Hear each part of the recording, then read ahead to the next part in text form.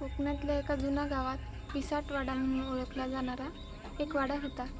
गावकरी सांगायचे की त्या वाड्यात रात्री कोणी जाऊ नये. पण निसर्गप्रेमी आणि साहसी स्वभावाचा रोहितने ही गोष्ट ओढवून लावली. त्या पौर्णिमेच्या रात्री तो वाड्यात गेला. हातात फक्त एक टॉर्च आणि मोबाईल. सुरुवातीला काहीच विशेष वाटलं नाही, पण जसं जसं तो वाड्याच्या आत गेला तसं तसं वातावरण बदलू लागलं.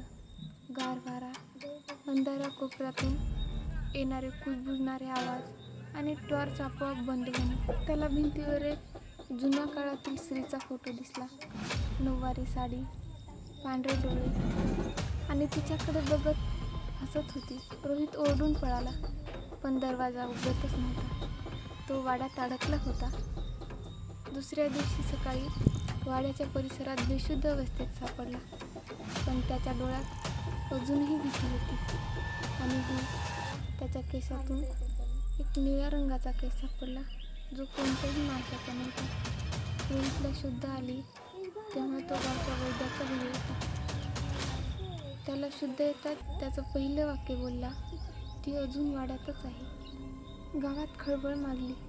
ज्येष्ठ ग्रामस्थ पांडुरंग काका म्हणाले, ही तीच आली शशिकला, जिच्या नवऱ्याने तिला त्या वाड्यात जिवंत पुरलं होतं. तिचं श्राद्ध कधी झालंच नाही. गावात ठरलं वाड्याचं शुद्धीकरण करायचं, पण त्यासाठी कोण वाड्यात जाईल? रोहितने स्वतः पुढाकार घेतला. पुन्हा उजाडले.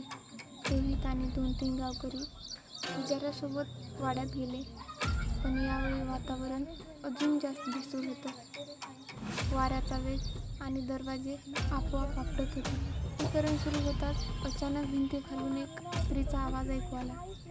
मी अजून मुक्त नाहीये याने ओव्या म्हणतात. जमिनीवरून एक हात बाहेर पडला, सडलेला पण चालत आलेला. सगळे पळून गेले, पण रोहित तिथेच थांबला. त्यानं त्या हातावर गंगाजल टाकलं आणि जोरात ओरडला, तू मुक्त हो.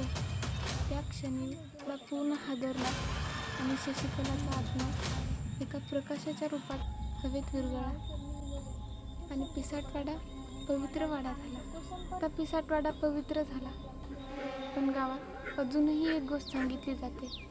शशिकला गेली खरी, पण तिने वाड्यात काहीतरी मागे सोडलं. शशिकला मुक्त झाली, पण वाड्यात अजूनही काहीतरी विचित्र घडत होतं. गावकरी म्हणायचे, त्या जुन्या खोलीतलं आरसं अजूनही रात्री कुणाचं तरी प्रतिबिंब दाखवतं. रोहितला यावर विश्वास बसत नाही, पण तो परत त्या खोलीत गेला, जिथे ते जुनं धूळ झालेलं आरसं.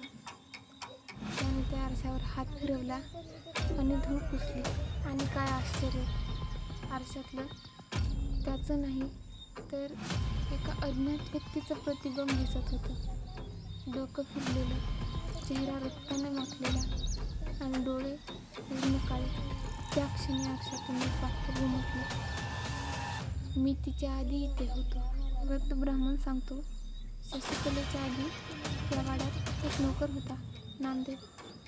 त्यानं स्वतःचा जीव त्या खोलीत घातला, कारण त्याच्यावर खोटा गुन्हा लावण्यात आला होता. पण त्याचा आत्मा अजूनही त्या आरशात अडकलेला होता.